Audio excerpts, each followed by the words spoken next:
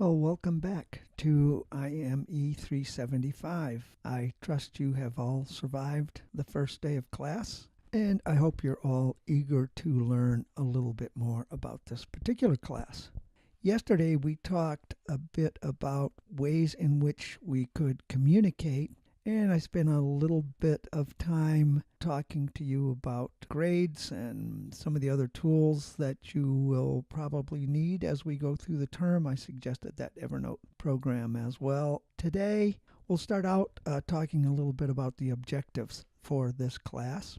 I will also briefly discuss the syllabus. I will define a few basic techie terms that many of you may already be familiar with, but it might still be worth reviewing them. And I'll close with a few e-commerce factoids. So, let's get started.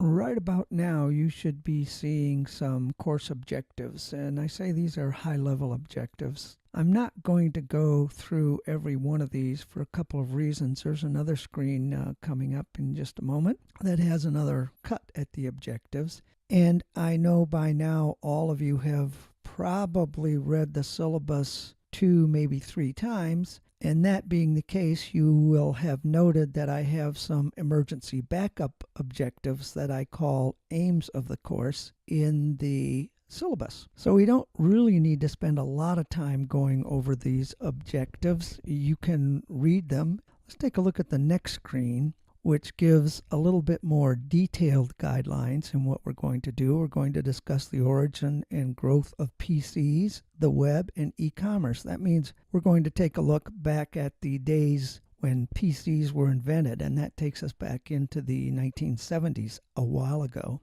One of the reasons I ask you to watch the movie The Pirates of Silicon Valley is because it provides a very accurate factual depiction of events that took place at the dawn of the PC era. And in fact, many of the events depicted in that movie still have an impact on many of the major players in e-business and e-commerce today. In fact, the overriding theme of the movie, which is that it's very difficult to invent something entirely new without, quote, borrowing, unquote, from others who have gone before, really continues to be a recurring theme throughout the internet era. Don't think so? Watch the movie Social Network regarding the development of the Facebook application.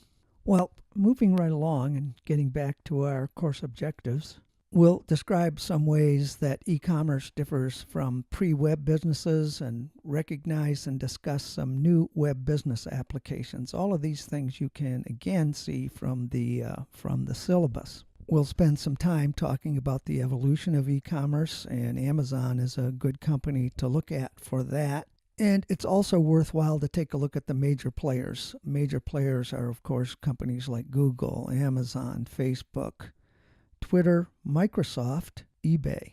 We'll describe some marketing strategies for e-businesses and for e-commerce. And we'll discuss the present extraordinary change in user access to the web. And in that case, we'll be talking about bandwidth. We'll spend a little bit of time talking about cloud computing and its impact on the design of sites and the design of iPads and tablet computers as well. So that's what we're going to learn, and here is how we are going to learn it. We're going to learn it through video lectures.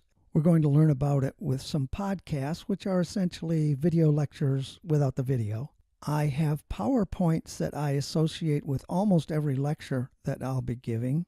And of course, we'll be looking at some other media as well, blogs, video logs, streaming video, and several different kinds of websites. Here's a little trivia for you. Blogs is a shortening of the word weblog. Okay, well, that's enough of that silliness. Let's move on to a different kind of silliness. So this story is about Albert Einstein, and it's one in which he is being interviewed by a reporter who asks him for his phone number, and Albert Einstein says he doesn't remember his phone number, and the reporter says something like, "What? You're the smartest guy in the world and you don't even know your own phone number?" To which Dr. Einstein replies, "Why should I memorize something when I know where to find it?" Today, one can find everything on the web and almost everything on YouTube, thanks, at least in part, to our, or your, or my data exhaust. Data exhaust is the data generated as a byproduct of people's online actions and choices. Data exhaust consists of the various files generated by web browsers, usually, and their plugins such as cookies, log files, temporary internet files. Google alone processes 24 petabytes of data every day, and that was in 2013. Facebook gets more than 10 million new photos uploaded every hour. Wait, what? That begs the question, what the heck is a petabyte? Which begs the question, what the heck is a byte? A byte is a character of information. The sentence that you see in boldface on the screen consists of 54 bytes, including the spaces, the parentheses, and the period.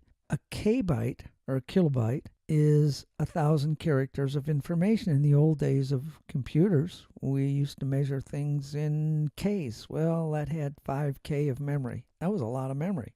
A megabyte is 1,000,000 characters of information, or 1,000 kbytes. A gigabyte, a term that many of us are at least familiar with today, is 1,000 megabytes. A terabyte is 1,000 gigabytes. If you were to buy a new disk drive today, or sometimes even a flash drive, you might find it has a terabyte or more of memory.